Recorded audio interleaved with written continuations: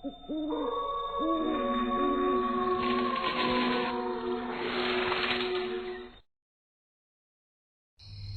बात है मौसी, आज तो बहुत खुश लग रही हो। कितने दिनों बाद आज तुमने नई साड़ी पहनी है। अरे खुश तो होगी ही ना, जब इतने साल बाद जतिन बेटा घर आ रहा है, और वो भी अकेला नहीं, बहू के साथ आ रहा है। बहू तो शादी के बाद पहली बार गांव आ रही है। 5 साल का था जब गांव के लोगों के साथ शहर भेज दिया था उसे। आज इतने साल बाद आ रहा है तो खुशी तो हो रही है, लेकिन डर भी लग रहा है। कहीं फिर से वैसा कुछ हुआ तो क्या होगा जीजी? अरे क्यों चिंता करती है, कुछ नहीं होगा। और वो सब बातें अब पुरानी हो चुकी है। 20 साल पहले ही तांत्रिक बाबा ने।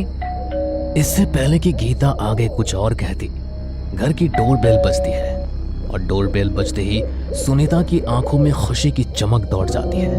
वो जल्दी से उठकर घर का दरवाजा खोलती है तो सामने उसका बेटा जतिन और बहू पल्लवी खड़े हुए थे। उन्हें देखकर सुनीता के चेहरे पर मुस्कुराहट आ जाती है। नमस्ते माँ जी। नमस्ते बेटा, नमस्ते। सदा खुश रहो। अरे माँ, अब क्या हमें बाहर ही खड़ा रखोगी? अंदर नहीं बुलाओगी क्या? अरे नहीं नहीं बेटा, अंदर क्यों नहीं बुलाऊंगी।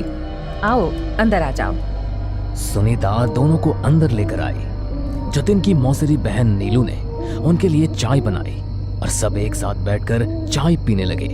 तभी पल्लवी ने कहा, जतिन, तुम कह रहे थे ना कि गांव में तुम्हारे बहुत सारे खेत हैं, तो प्लीज मुझे खेत में लेकर चलना। मैंने पहले कभी खेत नहीं देखे। मेरा बहुत मन है गांव के खुले खुले खेतों में घूमने का। पल्लवी की बात सुनकर सुनीता अचानक घबरा गई और उसने उसे टोकते हुए कहा, अरे बेटा, गांव में घूमने के लिए इतनी अच्छी अच्छी जगह है तो तुम्हें खेत में जाने की क्या जरूरत है। वैसे भी खेत में अभी रोपाई का काम चल रहा है, तो तुम रहने दो। लेकिन माँ, तुमने तो कहा था रोपाई का काम हो चुका है। हाँ माँ जी, प्लीज, मेरा खेतों को देखने का बहुत मन है। प्लीज जाने दीजिए ना। अरे बेटा, तुम भी कहाँ खेतों की बात लेकर बैठ गए। नीलू ने तुम्हारे लिए इतने अच्छे चाय पकौड़े बनाए हैं, वो खाओ ना। जतिन की मौसी ने बात को टाल दिया, लेकिन पल्लवी के मन में तो बस ये घूम रहा था कि वो जतिन के साथ जाकर उनके खेत देख कर आए। रात को खाना खाने के बाद सब सो गए। तब पल्लवी ने जतिन से कहा, यार आज मुझे तुम्हारे घर वालों का बिहेवियर कुछ अजीब सा लगा। वैसे तो उन्होंने मुझसे बहुत प्यार से बात की, मुझे इतने अच्छे से खाना खिलाया, लेकिन जैसे ही मैंने खेत में जाने की बात की तो सबके एक्सप्रेशंस कुछ चेंज से हो गए। हाँ, ये बात तो मैंने भी नोटिस की। और तुम्हें पता है, आज मैं पूरे 20 साल बाद अपने गांव आया हूँ। वरना माँ ही मुझसे मिलने शहर आती थी। जब से उन्होंने मुझे शहर भेजा, तब से हमेशा गांव आने से रोका। जैसे कि गांव में कुछ ऐसा था जिससे वो मुझे दूर रखना चाहती थी। ये भी एक अलग ही मिस्ट्री है, लेकिन मेरा खेत में घूमने का बहुत मन कर रहा है। चलो ना, चलते हैं ना। अरे ये कोई टाइम है क्या खेत में जाने का? ये शहर नहीं, गांव है, और यहाँ रात के टाइम बिल्कुल भी चकाचौंध नहीं होती। अगर कोई चोर या लुटेरा रास्ते में मिल गया ना, तो हम दोनों का खेल खत्म कर देगा। सुबह हो जाने दो, फिर चलेंगे दोनों, लेकिन उसके लिए तुम्हें 4 बजे उठना पड़ेगा। डोंट वरी, मैं उठ जाऊंगी। पल्लवी ने सुबह 4 बजे का अलार्म लगाया। जैसे ही अलार्म बजा तो वो उठकर खेत जाने के लिए तैयार हो गई। उनका खेत घर से थोड़ी दूर पर था, तो वो दोनों वॉक करते हुए खेत तक पहुंच गए। देख लो, अब यहाँ से वहां तक खेत ही खेत है। यार मुझे यहाँ की पिक्चर्स क्लिक करनी है। कितना खूबसूरत नजारा है। सनराइज होने वाला है और ऊपर से खेत की खूबसूरती। मैं सनराइज होते हुए यहाँ की पिक्चर्स क्लिक करूंगी और अपनी मैगजीन में छापूंगी। अच्छा बाबा, क्लिक कर लेना। वो देखो, वहाँ पर कितना सुंदर सूरजमुखी का खेत है। जब सूरज उगेगा तो सारे फूल खिल जाएंगे।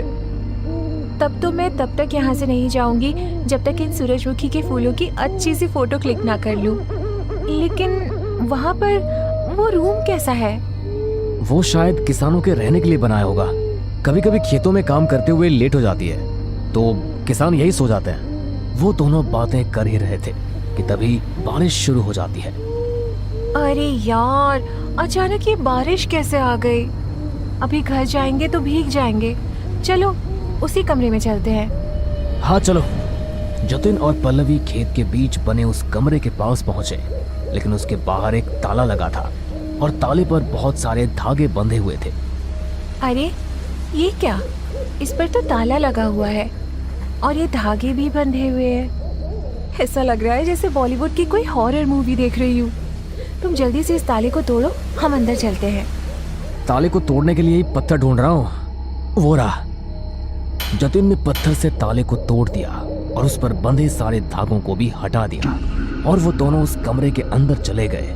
लेकिन अंदर पहुंचते ही पल्लवी को ऐसा महसूस हुआ कि कोई अदृश्य शक्ति उससे टकराई और अचानक उसके सर में बहुत तेज दर्द होना शुरू हो गया। वो वहां पर रखी एक पुरानी कुर्सी पर जाकर बैठ गई। तभी पीछे से उसके ऊपर कुछ गिरा और वो बहुत बुरी तरह डर गई। उसके चीखने की आवाज सुनकर जतिन अचानक पीछे मुड़ा। अरे क्या हो गया तुम्हें? इतनी जोर जोर से क्यों चिल्ला रही हो? भूत, मेरे पीछे भूत है। भूत नहीं मैडम, बीजुका है, बीजुका। हद है यार, तुम भी एक मामूली से बीजुका से डर गई। इस खेत की रखवाली के लिए खेत के बीच में लगाते हैं ताकि पक्षी जाकर फसल खराब न करें, लेकिन तुम तो इससे डर गई। क्या? अच्छा जो भी है, इसे हटाओ ना यहाँ से। मुझे यहाँ कुछ अच्छा नहीं लग रहा। मुझे घर जाना है। अरे लेकिन अभी तो बहुत तेज बारिश हो रही है, हम दोनों भीग जाएंगे। और तुमने तो कहा था कि सनराइज के बाद बहुत सारी पिक्चर्स क्लिक करोगी, तो अब क्या हुआ? कुछ नहीं, बस अचानक सर में बहुत तेज दर्द हो रहा है। प्लीज चलो, मुझे बिल्कुल भी अच्छा नहीं लग रहा। अच्छा ठीक है चलो। जतिन पल्लवी को लेकर वहां से जाने लगा। तभी पल्लवी को लगा जैसे कोई पीछे से उसे पुकार रहा है। पल्लवी, पल्लवी। वो आवाज सुनकर पल्लवी अचानक से सहम गई और जैसे ही उसने पीछे मुड़कर देखा तो उसी कमरे की खिड़की से वही बीजुका झांककर पल्लवी को देखकर भयानक तरीके से हंस रहा था। उसे देखकर पल्लवी की चीख निकल गई। क्या हुआ पल्लवी? Are you alright? वो बीजुका मुझे देख रहा है। व्हाट?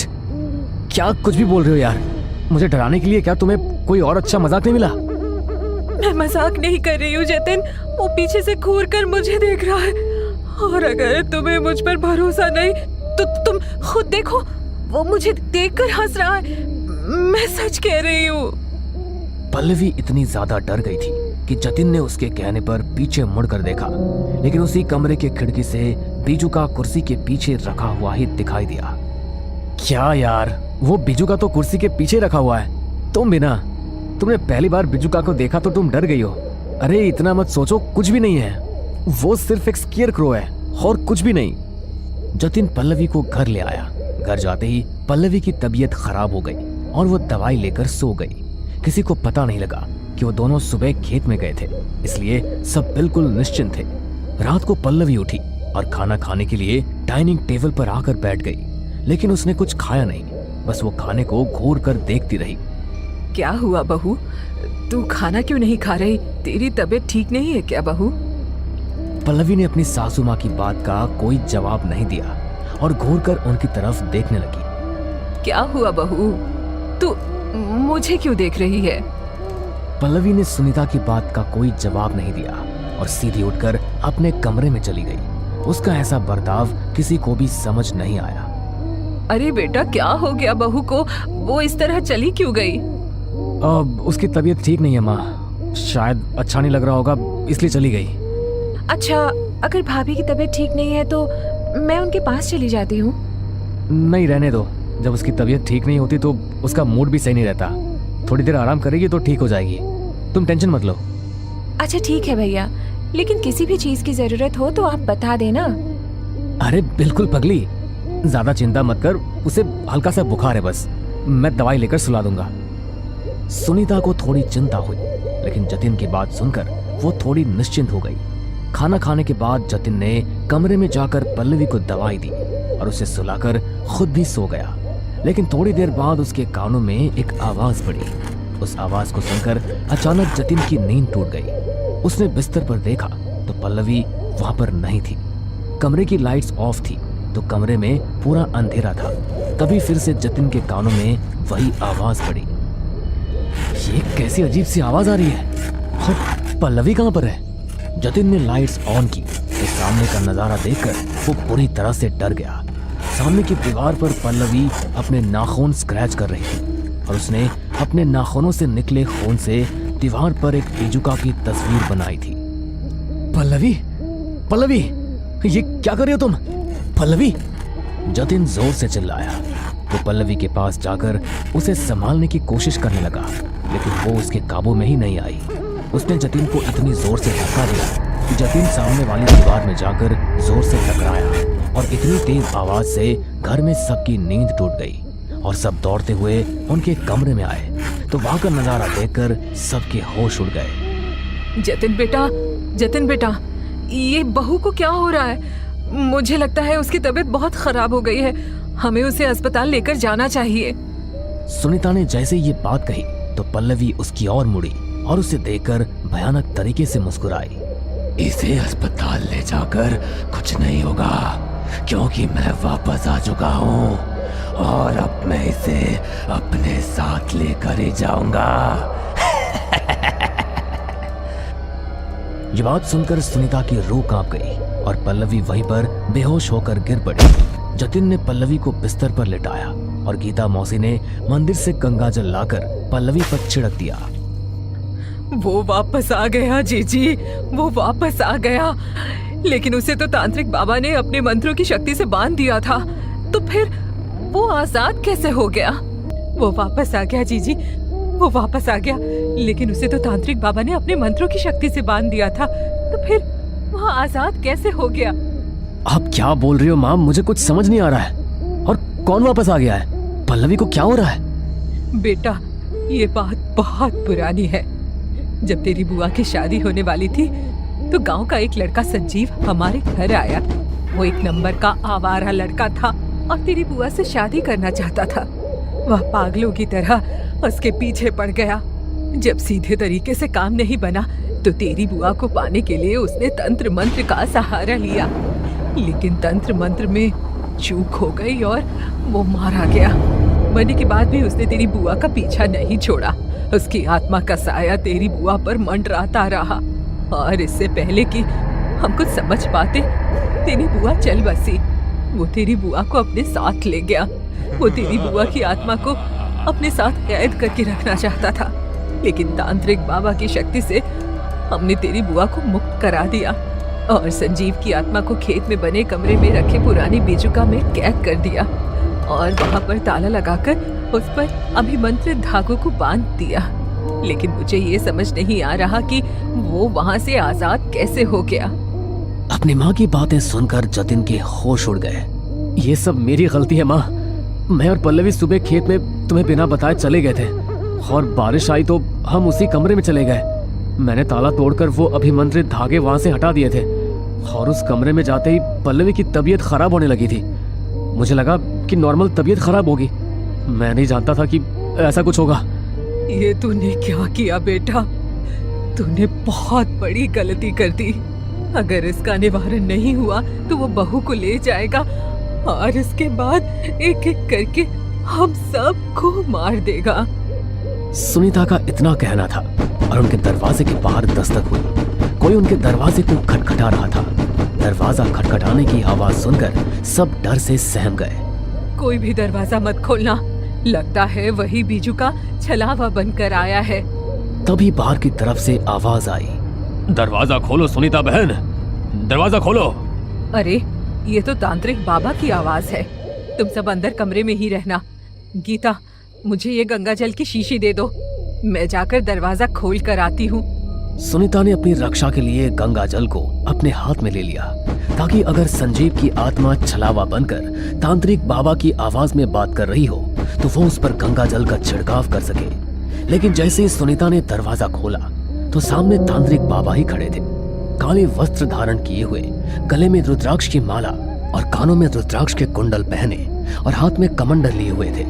उन्होंने अपने हाथ में ली हुई अभिमंत्रित विभूति को घर की चौखट पर छिड़क दिया और घर के अंदर आकर दरवाजे को बंद करके सीधा उस कमरे में गए जहाँ पर सब लोग थे। बहुत बड़ा अनर्थ हो गया है। जब मैं आज ध्यान में बैठा था तो मैंने देखा कि उस राक्षस की आत्मा आजाद हो गई है और वो तुम्हारे परिवार पर अपनी काली नजर गड़ाए हुए है। तुम सब चिंता मत करो, मैं तुम्हारे परिवार को कुछ नहीं होने दूंगा। उसने मेरी पत्नी को नुकसान पहुंचाने की कोशिश की है बाबा। उसने मेरी पत्नी के शरीर में प्रवेश किया। वो गीता मौसी ने पल्लवी पर गंगाजल का छिड़काव किया, तब जाकर वो सामान्य हुई।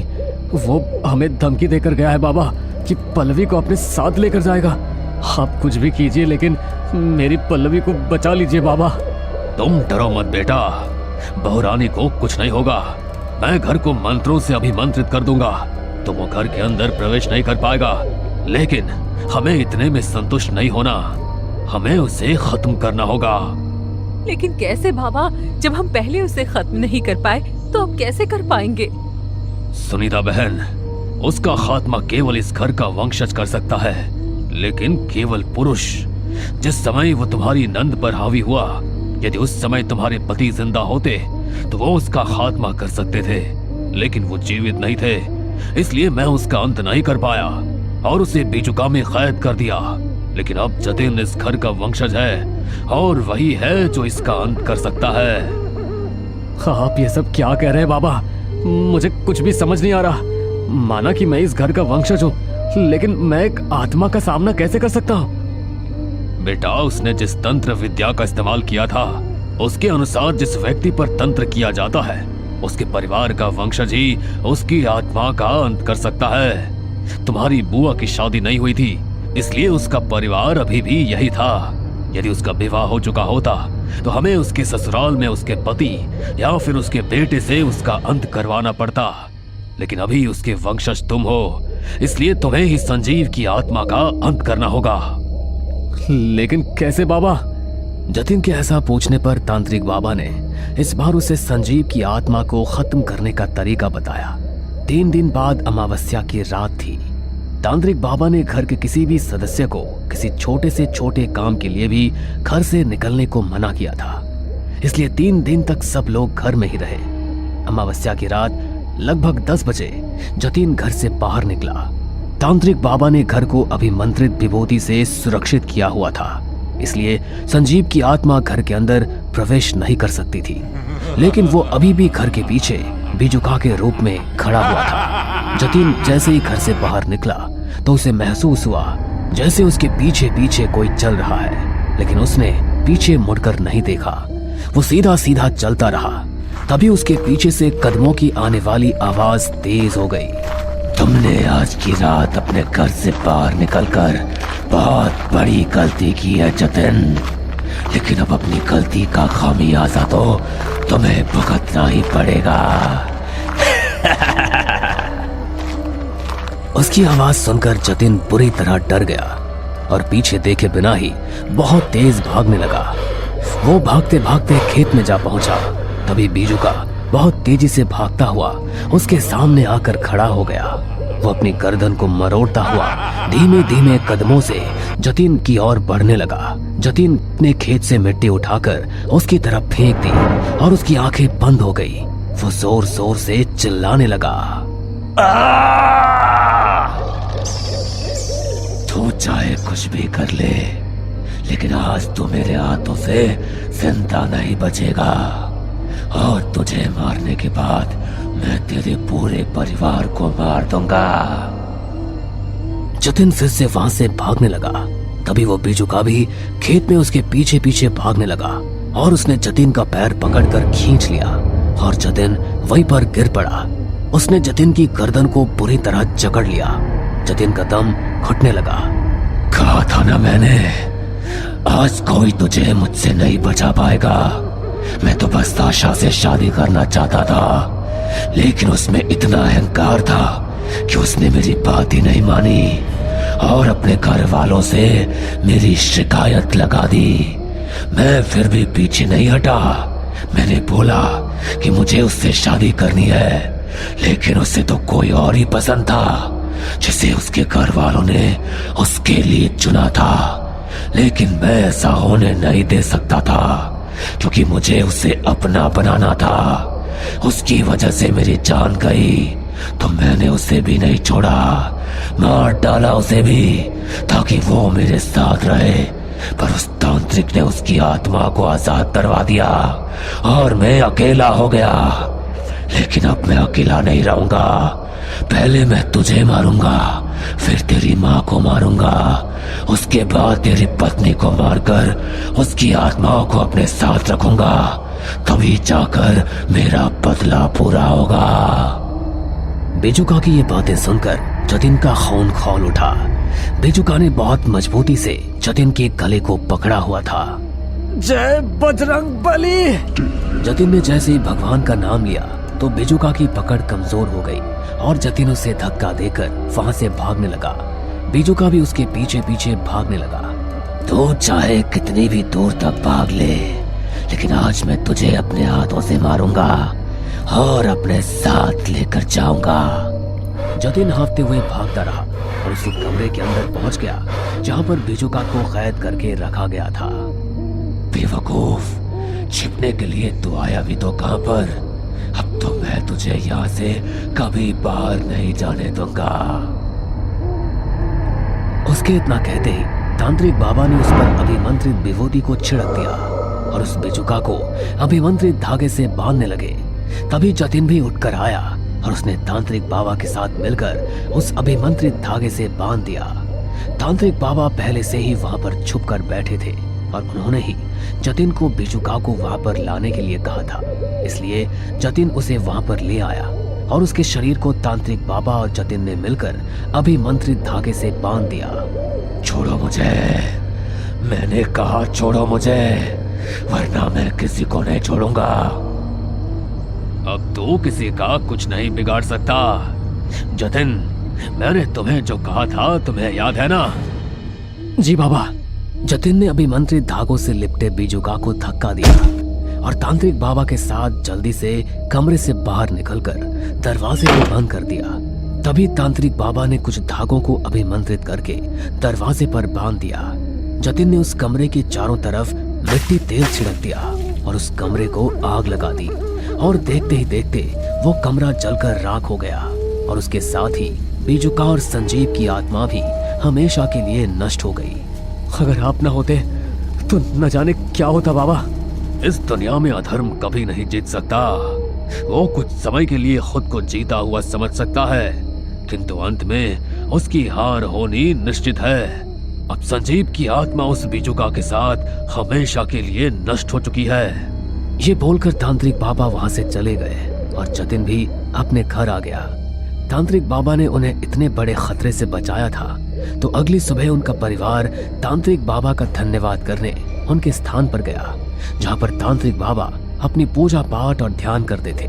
लेकिन वहां जाकर उन्हें कुछ ऐसा पता चला जिसकी उन्होंने कल्पना भी नहीं की थी।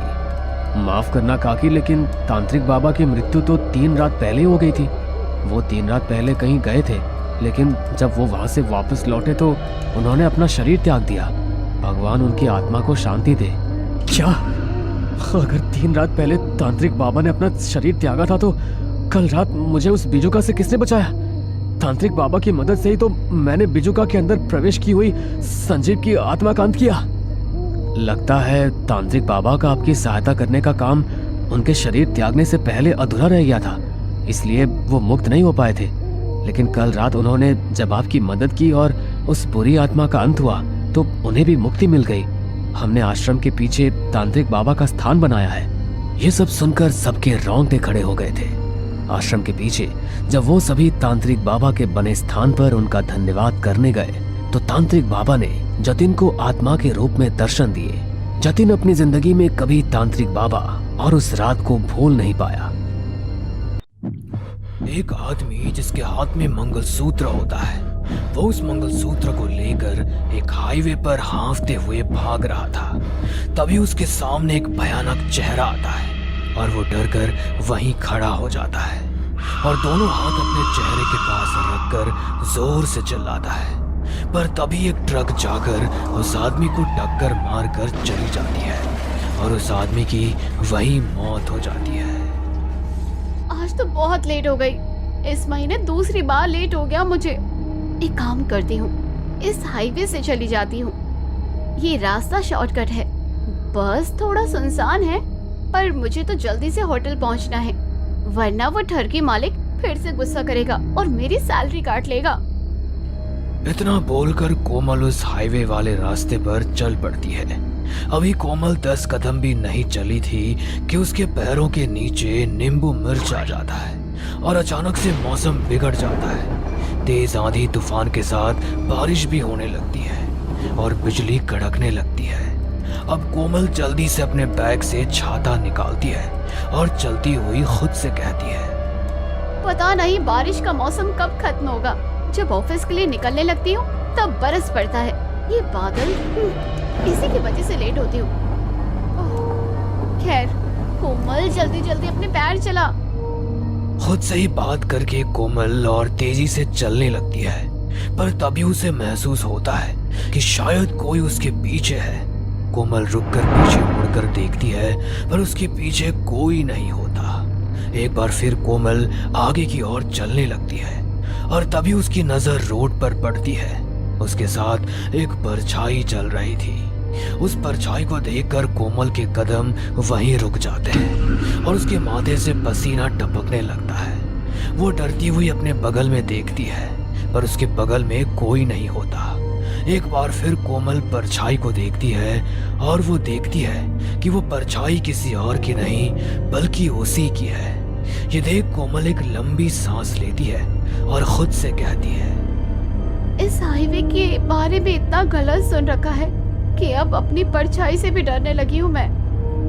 इतना बोलकर एक बार फिर कोमल तेजी के साथ आगे बढ़ने लग जाती है। थोड़ी ही दूरी पर जाने के बाद कोमल देखती है कि एक गाड़ी बड़ी तेजी से आ रही है और एक बूढ़ी औरत जो कि लाठी पर थी वो रोड क्रॉस कर रही है। कोमल उस बूढ़ी औरत को बचा पाती कि उसके पहले ही वो गाड़ी तेज टक्कर के साथ उस बूढ़ी औरत को टक्कर मारकर चली जाती है। वो बूढ़ी औरत वहीं रोड पर गिर जाती है और दर्द से छटपटाने लगती है। कोमल भागती हुई उसके पास जाती है तो वो देखती है कि वो बूढ़ी औरत उससे मदद मांग रही है। बेटी, मेरी मदद कर। उसे बूढ़ी औरत को खून में लथपथ देख कोमल के हाथ पैर कांपने लगते हैं। उसके हाथ से छाता छूट जाता है और वो घुटने पर बैठ जाती है। और जैसी उस बूढ़ी औरत की मदद करने के लिए वो हाथ आगे बढ़ाती है, वो देखती है कि वो बूढ़ी औरत मर चुकी है। ये देखकर कोमल और ज्यादा डर जाती है और उठ खड़ी होकर 2 कदम पीछे चली जाती है और घबराती हुई खुद से कहती है, ये क्या हो गया? ये तो मर गई। अब मैं क्या करूं? एक काम करती हूँ, यहाँ से जल्दी से भाग जाती हूँ। अगर किसी ने मुझे यहाँ देख लिया तो उन्हें लगेगा कि मैंने ही मारा है इसे। हाँ, मेरा यहाँ से जाना ही ठीक होगा। इतना बोलकर कोमल जल्दी से अपना छाता उठाती है और तभी उसकी नजर उस बूढ़ी औरत के हाथों में फंसे उस मंगलसूत्र पर जाती है जो कि पूरा गोल्ड का था। इतना सुंदर मंगलसूत्र देखकर कोमल के मन में लालच आ जाता है और वो अपने छाते के साथ उस बूढ़ी औरत के हाथ से मंगलसूत्र लेकर अपने बैग में डाल लेती है और वहां से भागने लगती है। भागते भागते कुछ देर बाद डरी सहमी भीगी हुई कोमल होटल पहुंचती है, जहां अपना छाता बाहर रखकर अंदर जाती है और अपना बैग लॉकर में रख अपने मालिक से कहती है, माफ करना सर, पर बाहर बारिश बहुत तेज हो रही थी इसलिए लेट हो गई, पर मैं समय से पहले ही अपना काम खत्म कर दूंगी। कोई बात नहीं कोमल, मुझे भी दिख रहा है कि बाहर बारिश हो रही है और आज सिर्फ तुम्हें नहीं हमारे और भी स्टाफ लेट है, तो तुम घबराओ मत और जाकर आराम से शांति से काम करो। मैं तुम्हारे पैसे नहीं काटूंगा इस बार। कोमल जो मालिक की दरियादिली देखकर खुश हो जाया करती थी और अपने मालिक की तारीफ करती थी, वो आज कुछ नहीं कहती और सर नीचे करके डरी सहमी अपने काम पर लग जाती है। ये देखकर होटल के मालिक को थोड़ा अजीब लगता है, पर वो कुछ नहीं कहता। अब कोमल हमेशा की तरह हाथों में झाड़ू पोछा लेकर पहले कमरे में जाती है और बाथरूम की सफाई करने लगती है। पर तभी उसे कांच के टूटने की आवाज आती है और वो बाथरूम से बाहर निकलकर कमरे में चारों तरफ देखने लगती है, पर पूरा कमरा वैसे का वैसा ही था। कहीं से न तो कुछ गिरा था और न ही टूटा था। कोमल आगे कुछ सोच पाती कि उसके पहले उसके कंधे पर कोई हाथ रखता है और कोमल वही बर्फ की तरह जम जाती है और डरती हुई पीछे मुड़कर देखती है तो वो अपने पीछे अपनी दोस्त कल्पना को पाती है। अरे कोमल, क्या हो गया तुझे? तू तो दूसरों के लिए एक गिलास पानी नहीं लाती, फिर तू आज मेरा काम कैसे कर रही है? भूल गई क्या? सेकंड फ्लोर की साफ सफाई मेरे हाथों में है। क्या मैं सेकंड फ्लोर पर हूँ? पर मैं तो थर्ड फ्लोर के रूम नंबर 301 में जा रही थी। कोमल आगे कुछ कह पाती कि उसके पहले उसकी नजर रूम नंबर पर पड़ती है और ये देखकर वो हैरान हो जाती है, क्योंकि उसे बहुत अच्छे से याद था कि वो थर्ड फ्लोर रूम नंबर 301 में गई है। उसे देखकर कोमल की सांस अटक जाती है और एक बार फिर उसके माथे से पसीना टपकने लगता है। ये देख कल्पना बड़ी हैरान होती है। वो कोमल से कुछ कह पाती उससे पहले कोमल हकलाती हुई वहां से जाने लगती है। लगता है मुझसे कोई गलती हो गई है, मैं चलती हूँ। इसे क्या हो गया है? ये तो हमेशा अच्छे मूड में रहती थी। खैर, मैं अपना पहले काम खत्म कर लेती हूँ। कोमल डरती हुई थर्ड फ्लोर पर जाती है और बार बार आगे पीछे पलट पलट कर देखती है, क्योंकि उसे वही महसूस हो रहा था जो कि उसे हाईवे पर महसूस हुआ था होटल आने से पहले। पर फिर भी कोमल किसी को कुछ ना बताकर अपने काम पर लग जाती है। अब कोमल जैसे ही कमरे का दरवाजा खोलती है वो देखती है कि उसके पैरों के नीचे नींबू मिर्च है। ये देखकर कोमल जोर से चिल्लाती है और उसकी आवाज सुनकर आसपास के लोग वहां आते हैं और कोमल से कहते हैं, क्या हुआ मैडम, आप इतने जोर से क्यों चिल्लाई? आपने कुछ देखा क्या? नहीं, मैं ठीक हूँ। वो जैसे ही मैंने दरवाजा खोला तो छिपकली नीचे गिर गई। अब चली गई। आप लोग भी जाओ। इतना सब कुछ होने के बाद भी कोमल किसी को कुछ नहीं बताती। कोमल अब भी यही सोचती है कि शायद ये सब कुछ उसका भ्रम है। अब कोमल अपना ध्यान हटाने के लिए फोन में गाने चला लेती है और गाना गाते हुए कमरे की सफाई करती है। कोमल सबसे पहले बेडशीट बदलती है और बेडशीट बदलकर खिड़की का कर्टन चेंज करने लगती है। कोमल खिड़की के पर्दे चेंज कर ही रही होती है कि तभी अचानक से खिड़की बंद हो जाती है और कोमल की उंगली में चोट लग जाती है। कोमल की उंगली से खून आने लगता है और वो अपनी उंगली मुंह में डाल लेती है और तभी उसकी नजर उस हाईवे पर पड़ती है जिस हाईवे से आज वो आई थी। वो देखती है कि वो बूढ़ी औरत अब भी वहीं पड़ी है। उसकी लाश देखकर जल्दी से कोमल खिड़की का दरवाजा बंद कर देती है और पीछे मुड़कर देखती है तो वो अपने सामने उसी बूढ़ी औरत को पाती है। बेटे, तुम तो बड़े निर्दयी निकले। तुमने मुझे वहाँ पर अकेले मरते हुए छोड़ दिया और मेरा मंगलसूत्र लेकर भाग गई। ये तुमने सही नहीं किया। तुम्हें इसकी सजा मिलेगी। अपने सामने उस बूढ़ी औरत को देखकर कोमल के हाथ पैर थर थर कांपने लगते हैं। वो पूरी बर्फ की तरह ठंडी हो चुकी थी। कोमल चिल्लाकर सबको बुलाना चाहती थी पर ऐसा नहीं हो पाता और वो लंबी लंबी सांस लेने लगती है। पर तभी कमरे का दरवाजा खुलता है और सब कुछ नॉर्मल हो जाता है। कोमल, यार बहुत भूख लग रही है। तेरा काम खत्म हो गया तो चलकर थोड़ा कुछ खा लेते हैं। कल्पना, अच्छा हुआ तू यहाँ आ गई। इतना बोलकर कोमल अपने दोस्त को गले से लगा लेती है और अपने साथ हुए हादसे के बारे में बताती है। पर कल्पना उसकी बातें सुनकर हंसने लगती है। कल्पना की हंसी सुनकर कोमल कल्पना से अलग होती है और 2 कदम पीछे हो जाती है, क्योंकि कोमल ने जिसको गले लगाया था वो कल्पना नहीं बल्कि कोई भयानक चुड़ैल थी। उस चुड़ैल को अपने सामने देखकर कोमल जोर से चिल्लाती है और बेहोश हो जाती है। कुछ देर बाद कोमल को जब होश आता है तो वो अपने सामने होटल के स्टाफ को देखते हैं जो उससे उसकी तबीयत के बारे में पूछ रहे होते हैं। पर कोमल की नजर दूर खड़ी होटल के बाहर इस चुड़ैल पर पड़ती है जो कोमल को देखकर हंस रही होती है। अब तो मरेगी। तूने मंगलसूत्र नहीं अपनी मौत को उठाया था। नहीं, मुझे मत मारो, मैंने कुछ नहीं किया, मेरी कोई गलती नहीं है। मुझे छोड़ दो प्लीज, मुझे छोड़ दो। कोमल जोर जोर से चिल्लाने लगती है। उसकी ये हालत देखकर सभी स्टाफ वाले चौंक जाते हैं और होटल का मालिक उससे कहता है, कोमल, ये सब क्या कह रही हो तुम? हम है यहाँ, हम तुमसे तुम्हारी तबीयत के बारे में पूछ रहे हैं, पर तुम्हारी हालत देखकर लगता है मुझे कि तुम्हारी तबीयत ठीक नहीं है। वेटर, तुम एक काम करो, कोमल को उसके घर तक छोड़ो, उसकी तबीयत ठीक नहीं है।